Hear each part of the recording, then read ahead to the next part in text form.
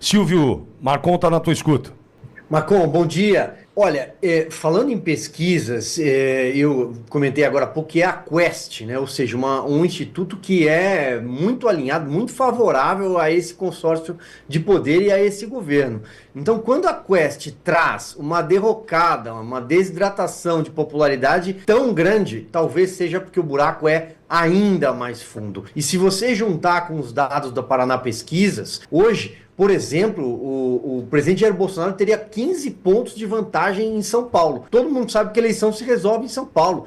22% do eleitorado está aqui. Então é muito difícil hoje a situação do PT, porque Minas e agora a Bahia, que é um outro pêndulo, né, o quarto maior colégio eleitoral do Brasil, também traz sinais negativos. Não vejo saída, mas queria emendar a pergunta com a reforma ministerial. Vai embora a ministra da Dengue, mas chega o Alexandre Padilha, que também é um fósforo já queimado, né? É o ministro do Mais Médicos. O PT não tem quadros. Então, você enxerga alguma novidade no horizonte ou é um governo que de fato vai caminhando para terminar antes até da eleição? Tu citou Minas Gerais, Silvio, e o número de Minas Gerais ele é muito interessante, porque Minas Gerais costuma ser o swing state brasileiro, né? Quem ganha em Minas, ganha a eleição. Então, a gente sabe que isso já é um histórico desde a redemocratização. A rejeição pela Quest, que tu muito bem citou, é uma empresa completamente enviesada. Os próprios números da Quest em 2022 erraram bastante quando a gente se fala da diferença de Jair Bolsonaro para Lula no segundo turno,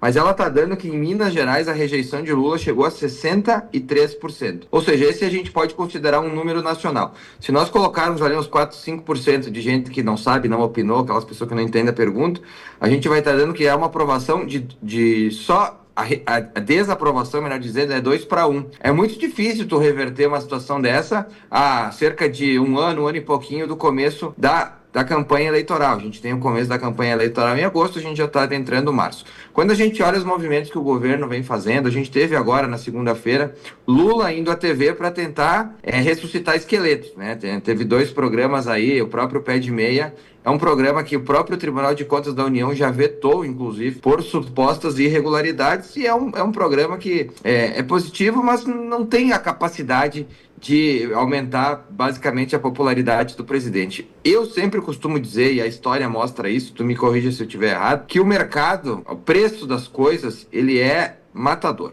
E a gente teve uma situação na campanha de 2022 que foram feitas promessas ao povo que não tinham como ser cumpridas. Qualquer pessoa que tem um lé com cré que funciona normalmente dentro da cabeça sabia que a picanha não ia cair, sabia que a cervejinha não ia jorrar da torneira, sabia que a gasolina não ia voltar a 2,50, e a perspectiva que a gente tem, Silvio, principalmente econômica, a gente teve, por exemplo, uma coisa que foi bem impactante também, né? Um dos proprietários da XP, em uma entrevista, disse semana passada que a situação econômica do Brasil, hoje, em perspectiva, ela é pior do que a pré-crise da Dilma. Então, isso não são palavras minhas, isso são palavras de um dos grandes gestores de fundos do Brasil. A gente teve, propriamente, o Bradesco dizendo e sinalizando também que o retrocesso econômico, né, pode já começar a acontecer neste ano. A gente pode, em vez de ter um crescimento, começar já a ter uma regressão da economia, o que é algo terrível. E aí muitos dizem, mas tu vê o desemprego. O desemprego, antes de estourar a crise da Dilma, ele era basicamente os mesmos números que a gente tem agora. E a gente não pode esquecer que mais de 50 milhões, né, de beneficiários do Bolsa Família estão fora dessa lista. Ou seja, são pessoas que eventualmente, se estão trabalhando, estão de forma não via CLT, que também não é um problema, mas enfim, não estão registradas e acabam entrando nos números aí como pessoas nem estudam muitas vezes, não trabalham, sem perspectiva. Então, quando tu olha da reforma ministerial, chamou atenção hoje ontem, no Congresso Nacional, ali no plenário da Câmara, os petistas defendendo a ministra Anísia. E nós, a oposição, perguntávamos, se ela é tão maravilhosa assim, por que não se manteve ela, né? O PT está tendo muita dificuldade. Você pode ver que os próprios quadros, eles até agora não estão sendo trocados por agentes de centro, por quadros do centro, porque o próprio centro começa a olhar essas pesquisas, Navarro, e começa a vislumbrar que ali na frente não se tem perspectiva nenhuma de vitória. Então tu vai querer afundar junto com o barco que está afundando, e tu foi muito feliz quando tu disse que o próprio PT não tem nomes, não tem quadros. Vejam vocês que Gleisi Hoffmann, conhecida popularmente como Crazy Hoffmann, né, ou a louca, ela vai estar no ministério do Lula. Então a tendência tendência, quando tu olha em perspectiva, quando tu vai mais para o campo ideológico, eu posso te afirmar, acho que com tranquilidade, que a Gleisi talvez seja uma das mais radicais dentro do PT, e o próprio Padilha seria mais radical do que a própria Anísia. Então é um governo que vai dobrar a aposta no que está dando errado. Perspectiva de pior, eu acho que talvez o PT tenha saudade desses números da Quest de hoje, daqui a alguns meses. Agora, Marcon, tem um perfil ali no chat Piraquara, dando os parabéns pelo teu trabalho e pelo site que mostra quem são os políticos que traem o voto do eleitorado no placarcongresso.com. E eu vou em cima do perfil aí da participação do Piraquara para te fazer a seguinte pergunta: qual é que já está do bastidor a posição do Centrão? Porque o Centrão a gente sabe, né?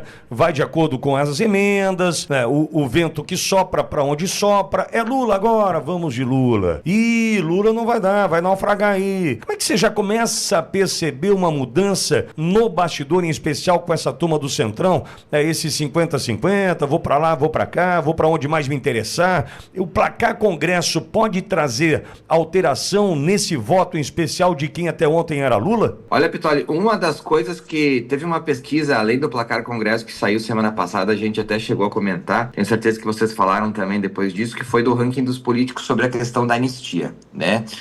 O que acontece? Se nós tivéssemos um governo forte, porque o Centrão, com perdão da palavra, tá cá e andando para a população. O negócio deles é o interesse próprio deles. Então, quando a gente começa a ver que a anistia, propriamente aqui nos corredores, que é uma pauta muito cara ao petismo, né? Eles querem realmente que a dona Débora, mãe de 2 crianças, fique presa mesmo, como o Alexandre Moraes fez novamente agora nos últimos dias, negando a soltura dela.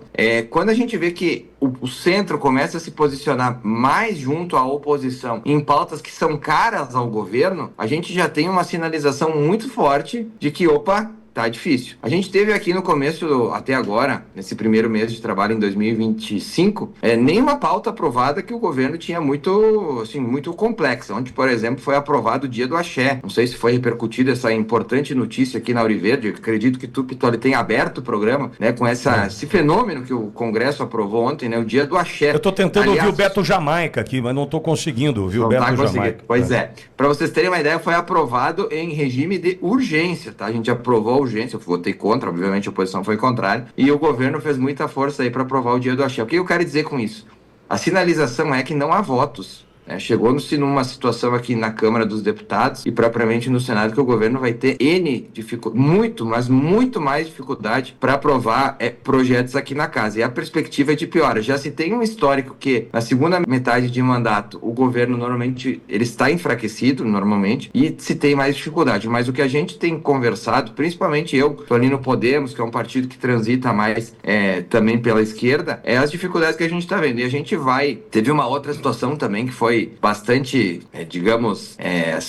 forte, foi a questão do Eduardo Bolsonaro, né? Que aqui tinha uma reação do PT e dos partidos de esquerda para que ele não fosse o presidente da Comissão de Assuntos Exteriores aqui da casa, e já está sacramentado que ele será, ou seja, o centro que muitas vezes seria o pêndulo que poderia estar no colo do governo. Tenho certeza que se o governo tivesse 80% de aprovação, a nossa situação aqui na casa seria muito diferente. Então a perspectiva realmente é de mudança e todo mundo, né, Pitoli? Eu acho que qualquer pessoa, a gente tem visto aqui os números que a gente trouxe aqui, qualquer um já enxerga que é um governo morto, é um governo que já está fedendo a cadáver aí, já está fedendo a quem já está morto. Então, infelizmente, o nosso modelo eleitoral ele vai ter que se arrastar até mais 1 ano e meio. Muitas pessoas falam do impeachment, né? Eu tenho que ser realista em dizer aqui, o impeachment da Dilma, o Silvio está aqui para me corrigir, mas ele demorou cerca de 15, 16 meses, desde o começo das manifestações até todo o processo ser passado aqui na Câmara dos Deputados e depois no Senado. Então a gente estaria falando de julho do ano que vem. O Brasil tem esse processo muito demorado. E eu, sinceramente, nesse momento, eu acho que o Fora Lula é bacana em 2026. A gente tem que bater e desgastar o quanto mais, mas não adianta vender ilusão para a população, né? Não vai ter tempo hábil para se ter um impeachment, mas o impeachment melhor que a gente pode fazer vai ser nas urnas em 2026. Bom, e para você acompanhar como vota o parlamentar que você ajudou a eleger, acesse placarcongresso.com. Marcon, até quarta-feira que vem. Um abraço, turma. Fiquem com Deus. Tchau, tchau. Maurício Marcon conosco.